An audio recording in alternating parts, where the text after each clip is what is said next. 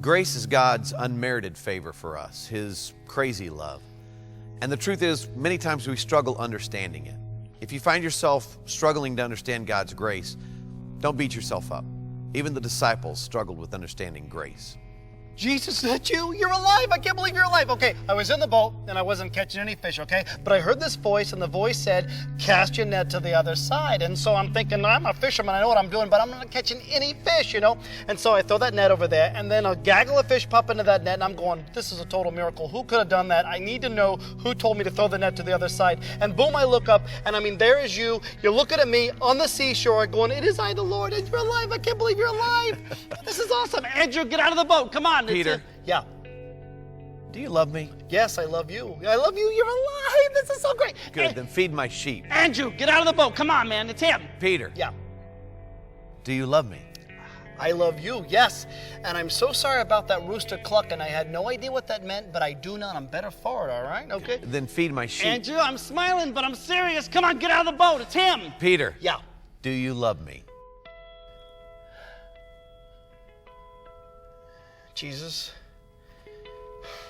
mere words cannot describe the passion that I have for you. I love you. You know everything. I love you. Good. Good. Then feed my sheep. I didn't even know you had livestock. That is so like you, though. There's something new about you all the time. That's what I love about you. Peter, Yeah. do you remember the morning the ladies went to the tomb? Yeah. We're all in the upper room trying to figure out what to do next, you know, because we thought you were dead. You know, you were dead, you know, and we're trying to figure all that out, you know. And Mary comes running up, and Mary's like saying, beehive, beehive, beehive. And I'm thinking, I'm allergic to bees. Like, keep them out, you know what I'm saying? But as she kept getting closer, I heard her correctly. She was saying, he's alive, he's alive, he's alive. And we're going, who's alive, who's alive? And she said, she was at the tomb, and the tomb was empty, and she said that there was an angel there, and the angel said, go tell the disciples and Peter that everything is okay, he is risen. And so me and John, we hightailed it down there, and if John says he beat me, he's totally lying, all right? I beat him, FYI, all right, you know? And we get down there, and I'm looking in that tomb, and it is empty. There's nothing in there, you know what I'm saying? And I'm like, what does this mean? What does this mean? And John is right there. John is so good with words. He should write a book. He is so good with words. And John said, don't you get it, Peter? This is everything Jesus said he was going to do, and you did it, and it's done. Let's go. This is so great. Wait, the angel said what? Go tell the disciples and Peter that everything is okay. He is risen. You've risen. Let's go. This He is said what? Go tell the disciples and Peter.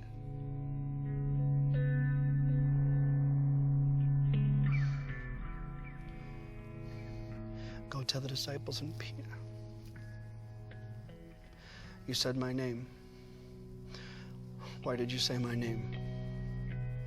Peter, that's grace. No, I don't deserve that, because that night people kept coming up to me asking me if I belonged to you, if I was with you, and I kept denying you left and right, all right? No, it'll take me my whole life to make up for what I did. It was unforgivable for what I did. No.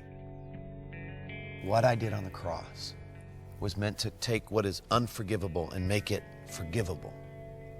That's my grace. It's not about you. It's always about me. That's grace, Peter.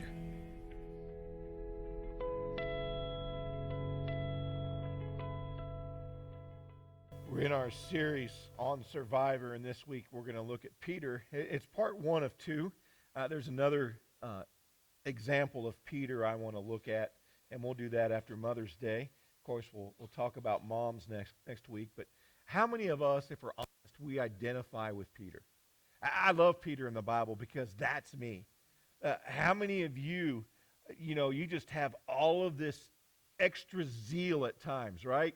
When you watch Braveheart, you want to go out and get a horse and spears, right? And go out and fight. Yeah, yes, let's go do it, right? But Peter also, he lacks something that a lot of people today lack. And that's that filter between their brain and their mouth. Or maybe it's their brain and their fingertips now, or thumb tips, right? If they put it on Instagram or Facebook or whatever. That filter would be gone for Peter. Because, sometimes he would just say the stupidest stuff, or he would try and get in the way of Jesus as he was about to do what God had wanted him to do. Peter is the disciple that Jesus said, get thee behind me, Satan. I mean, that's Peter. The same Peter that walked on water, Jesus tells him, you're acting like Satan. Get behind me. I mean, how many of us can identify with that? That in our lives, we've had times of zeal and times of service and times of passion. And then other times, man, God looks at us and goes, are you on the other side? Are you fighting against me, against where God would have us go? The other thing I like about Peter, and Oklahomans and true rednecks can identify with this, he was competitive. Right? We read in the story that him and John had a foot race to the tomb. And the Bible tells us that Peter stopped at the tomb and looked in, probably in awe. Remember, he had denied Jesus and saw him die. He probably was in awe as he looked in. But John said, I'm not stopping here. I'm going on in. Right? But Peter, he beat John to the tomb. So he had a competitive streak too. I mean, somewhere in Peter's life and his makeup, there's probably something for all of us to identify with him. Well, we're going to be in a couple passages, but we'll be in Luke chapter 22 here in a minute. The setting for Luke 22 is the upper room has happened. They've celebrated the Passover. Jesus institutes the Lord's table. He identifies Judas as the son of Satan, the infiltrator, the spy, if you will, the one who has been a deceiver and will sell out Jesus. He dips that bread in the cup and gives it to him, and Judas takes off. And then the disciples, after all of this amazing stuff happens, they begin to argue and fight over who's going to be the greatest after Jesus is gone. Lord, who's going to be the leader? I mean, I know you guys remember this, but Jesus actually washed their feet, right? And they were all fighting. And again, Peter, Lord, don't wash my feet. I'm going to wash yours. You can't. And Jesus has to tell him, no, you have to let me serve you. If you don't let me serve you, if you won't humble yourself, you have no place in my kingdom. Again, one of those moments of Peter. One of those moments of Peter where he jumps in with both feet without thinking, hey, I need washed all over, Jesus. Forget my feet, do everything, right? Just the passion of Peter comes out in different times. Well, after they've done all of this, Jesus turns to Peter because he is God. The Holy Spirit is in him, making him aware of what was about to come. And he's aware that Satan has asked for some special privileges to come against Peter.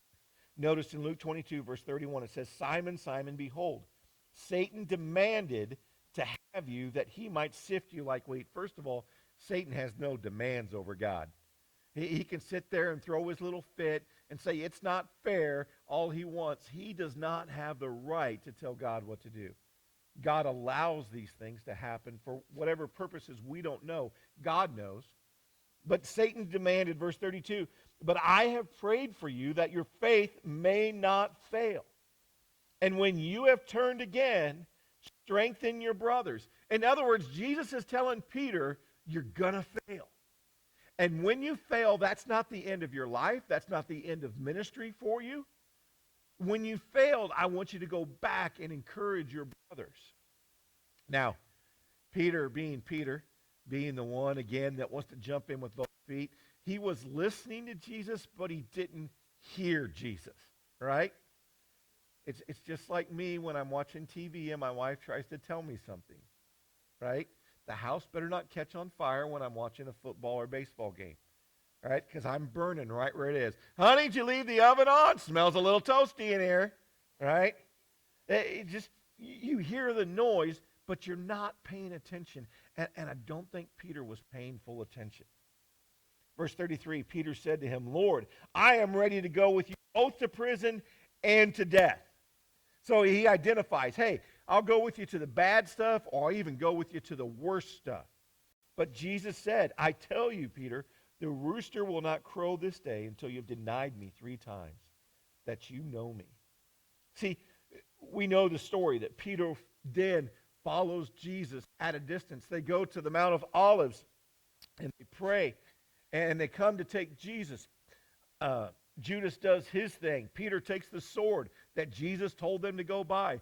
Women, it's right there in the Bible. Jesus tells his disciples to go buy swords.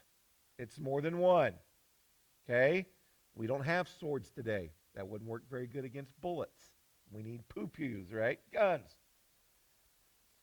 Peter has that sword that Jesus told him to buy.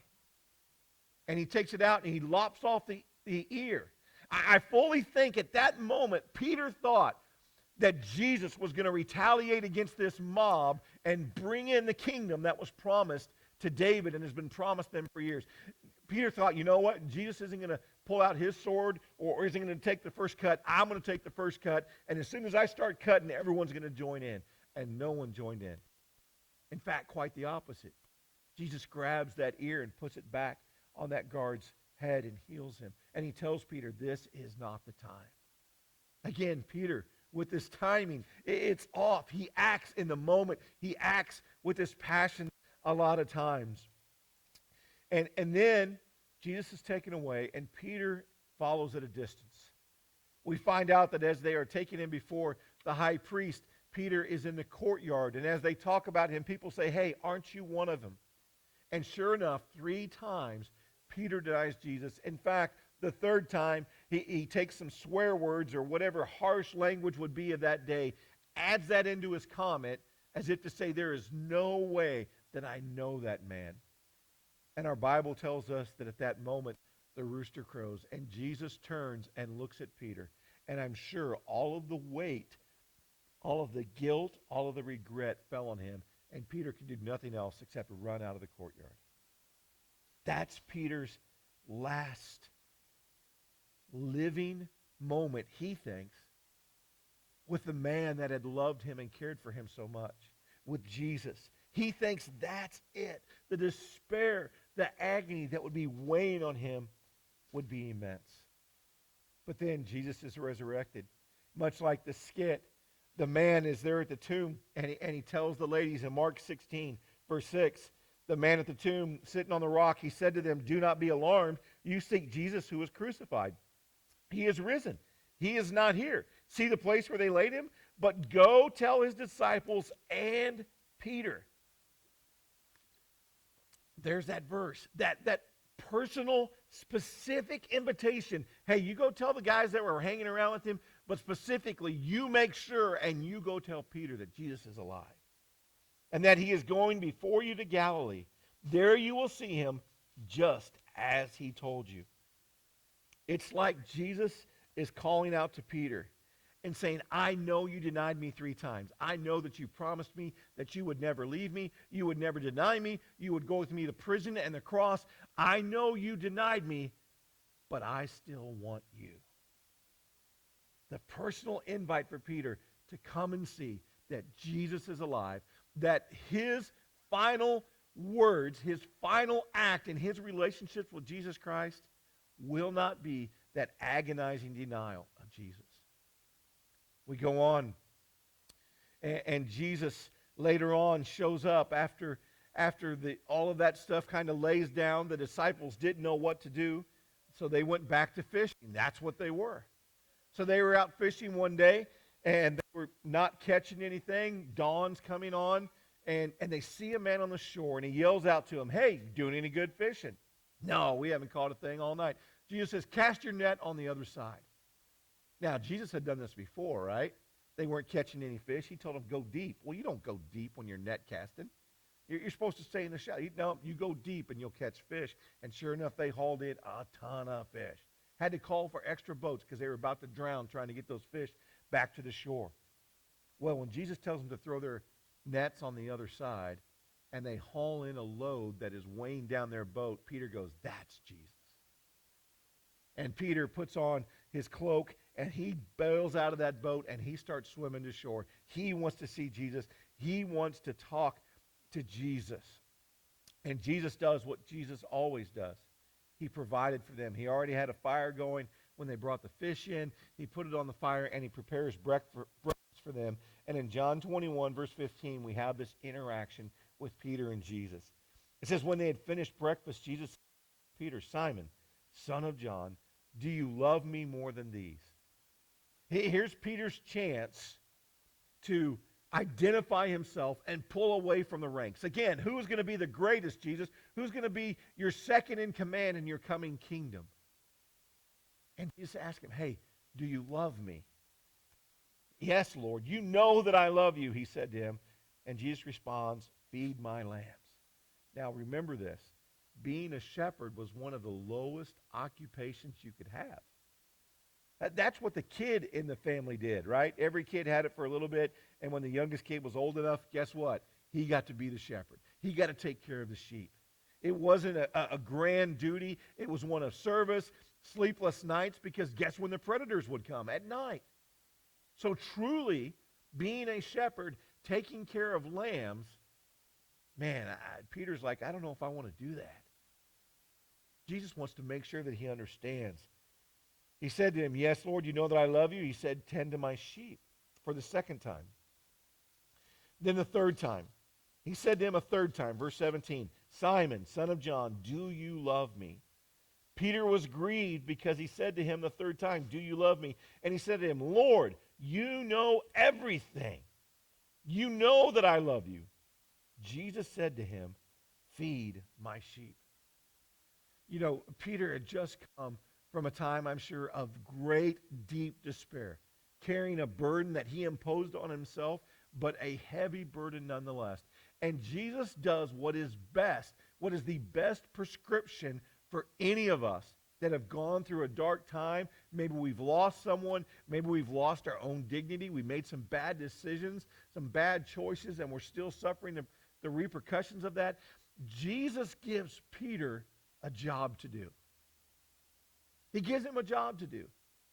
You know, when you're working with your hands or your mind or whatever you're having to get done, it helps your mind not to go into overload on other things. See, the best thing Jesus could do to help Peter get over what had happened, what he had been carrying, was to give him a mission, give him a task. And he did. He said, hey, I want you to take care of my lambs. Take care of my sheep. Feed them. Look out for them. You are to be the shepherd. Again, going back to the example of when Jesus washed their feet. Peter, I want you to humble yourself. And I want you to take care of my flock. Peter hears all this, and I'm sure that he's wondering what exactly is going on. But Jesus isn't through with Peter. He warns Peter of his own death in the following verse there in verse 18. He says, truly, truly, I say to you, when you were young, you used to dress yourself and walk wherever you wanted. In other words, you had control of your life. You could do what you want, when you want. You could make it happen, Captain, right? You were large and in charge. He says, but when you are old, you will stretch out your hands, and another will dress you and carry you where you do not want to go. This he said to show what kind of death that he was to glorify God. And after saying this, he said to him, follow me. You know, Peter had said, I'll go to prison with you. I'll even go to the cross. Later on, Peter would be crucified on a cross. Peter, sure of everything that Jesus said, I'm sure all of this is heavy on him. And I think Peter wants to change the subject. You ever get in a deep, hard conversation, right? And you're like, man, this is too deep. We need to lighten the load. Come up with a joke. You know, hey, look at her hair. Doesn't her hair look like something else? Or, you know, you want to draw attention from it because whether you're being convicted or you're being confronted, you've had enough. You want to change your attention. I think Peter had a little bit of that. I think Jesus put the spotlight on him. Peter didn't like what was exposed in his life. I don't know if Peter necessarily liked the idea of taking care of sheep, of lambs. So he looks around and he sees that John is behind him. Now, John describes himself as the one that Jesus loved. So, you know, just like anyone that you love, you want to hang around him. So maybe John had followed Jesus and Peter as they walked on the beach or to wherever they went. He stayed at a distance. He gave Jesus the respect of the teacher that he should, but I'm sure he was there. And Peter, again, wants to get the spotlight off of himself. I think that's what I would want to do. And again, since I see a lot of Peter in me, I kind of think, okay, maybe that's what's going on. But Peter turned, verse 20, and he saw the disciple whom Jesus loved, following them, and one who also had leaned back against him during the supper. And he said, Lord, who is it that is going to betray you? When Peter saw him, he said to Jesus, Lord, what about this man? Peter saw how close John was. Maybe it's Peter again jockeying for that position. Hey, I want to be the head leader. I want to be the boss, applesauce, right? I want to be the one that gets the glory and all the praise. Jesus has kept trying to show Peter, if you're going to be a leader in my kingdom, you've got to be a servant. It's not about what they call you. It's about you serving the least of the people. So Peter goes, hey, what about that guy? What about the guy that's always talking about mushy language, and every time you speak, Jesus, he starts crying, right? You know, there are guys that do that too, right? It's not just ladies. Get all emotional and weepy. That's John, right? Verse 22, Jesus said to him, if it is my will that he remain until I come, what is that to you? You follow me. Jesus wasn't going to let Peter wiggle out of it. Peter tried to distract, but Jesus wanted Peter to forget about all his ADD moments and all his moments where he rushed in before he thought. And he wanted him to focus on the new mission and the new role that God was giving him. You follow me. So what lessons can we learn from Peter, right? Well, first of all, denial is not just a river in Egypt, right? Yeah, that was a good one right there. I don't care. Them dad jokes are awesome now. Peter did not only deny Christ, but he also denied Jesus' position of authority. No, he didn't. He just said he didn't know Christ. No, when Jesus was talking to Peter and he told them, you are going to deny me, and Peter said, no, I'm not, he denied Christ's authority, that he knew all things as the Father revealed them to him. See, sometimes in our life, when God says, I want you to be this, I want you to do that, you know he's put it on your heart. You're going, well, you know what? There's no position for me to do that. Oh, I can't do that yet. I need to wait. Or this. We deny the authority of Christ to give us the talents, gifts, and ability and the time to use them. See, Peter denied not only knowing Christ, he denied that Christ had the authority over time and over what would happen. In our own lives, I'll bet, if we're honest, there are times that we tell God, nuh-uh, you don't know what you're talking about. There's no way I can do that. There's no way I can be that. There's no way I can forgive that person. There's no way that I can serve in that area. And God keeps going, you're going to. It's going to happen. Denial. Peter did not just deny knowing Christ. He also denied that Christ was God. In that moment, and still his tongue and listen to what Jesus was telling him. Second lesson we can take out of this is that God knows us, yet he chooses us. All of the amazing things that Peter does, both good and bad, all of those failures, the arrogance he projects, the pride by thinking that he knows better than God. He did that on more than one occasion. I've already covered them with you. That he could change God's plan and God's timing.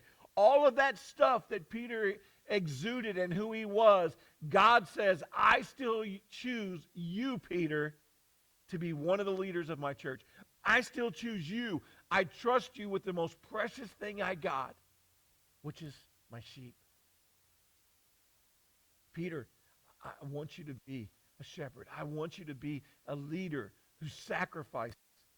I want you to be a leader who leads by example, who follows the rules himself.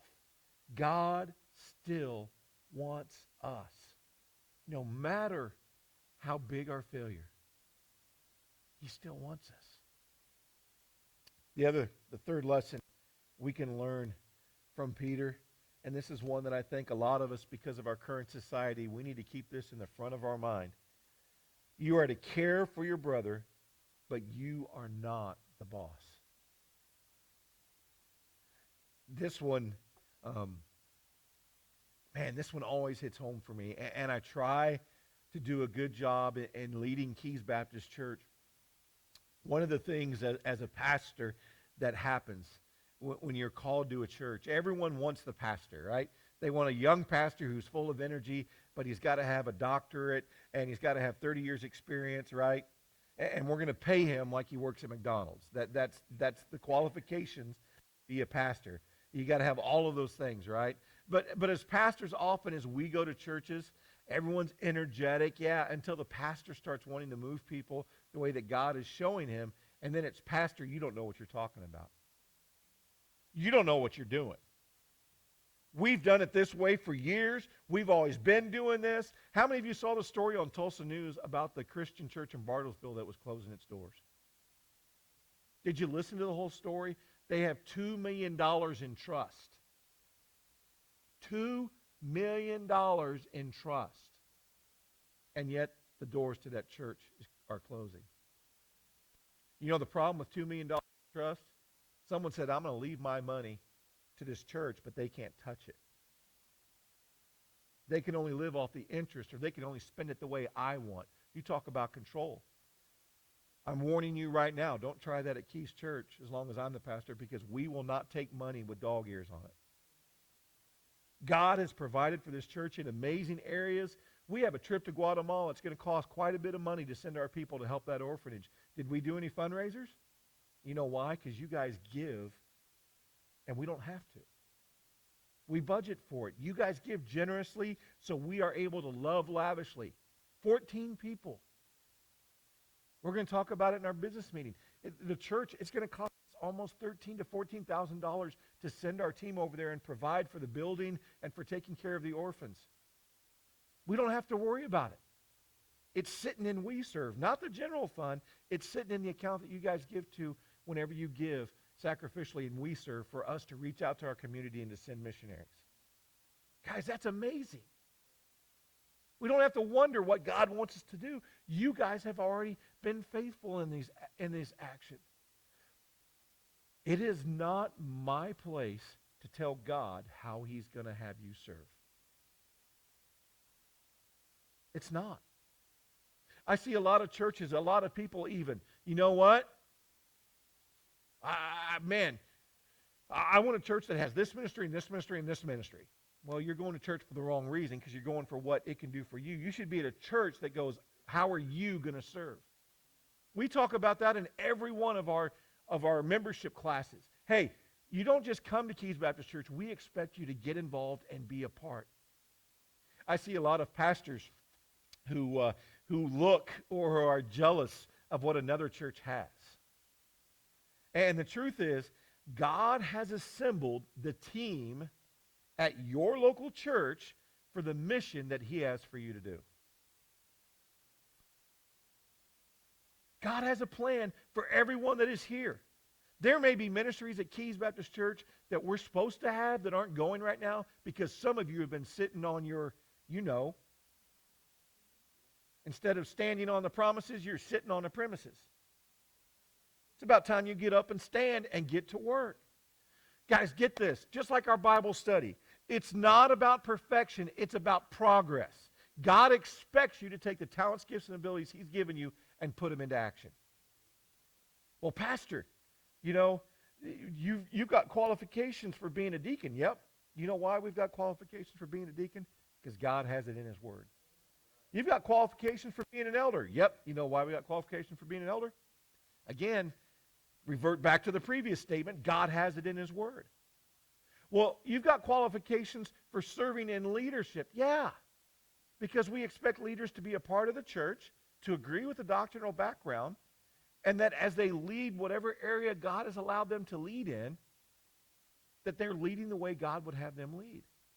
We don't expect people to be perfect, but we expect people to be perfectly seeking after God. Guys, you're to care. We are to care for one another.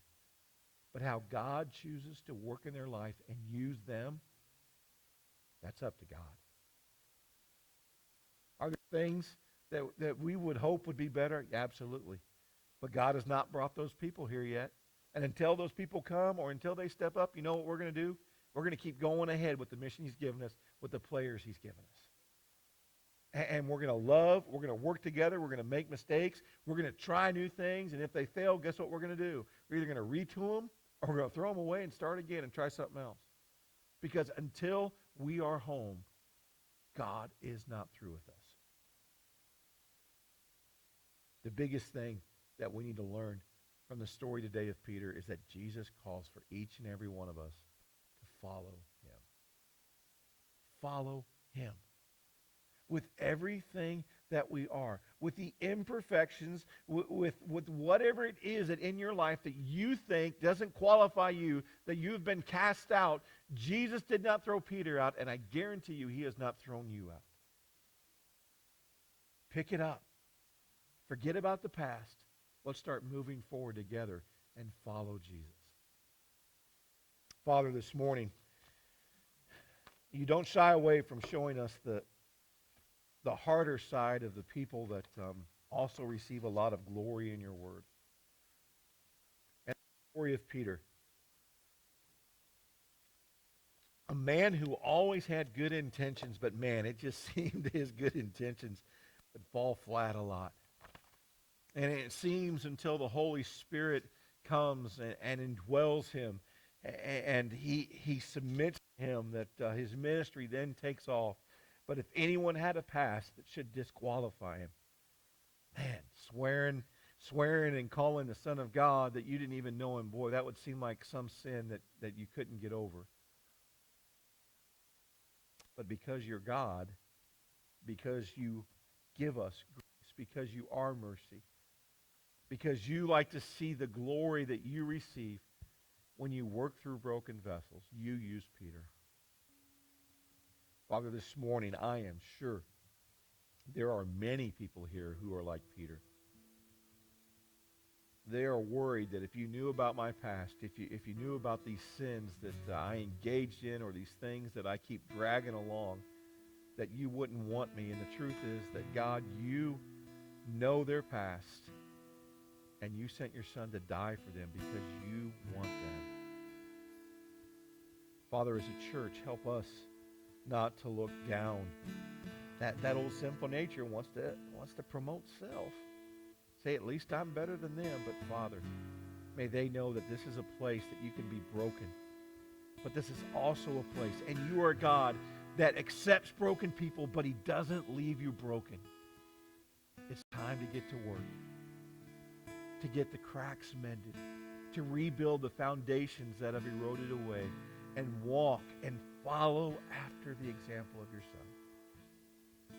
Maybe this morning there's someone who has never given their life to you.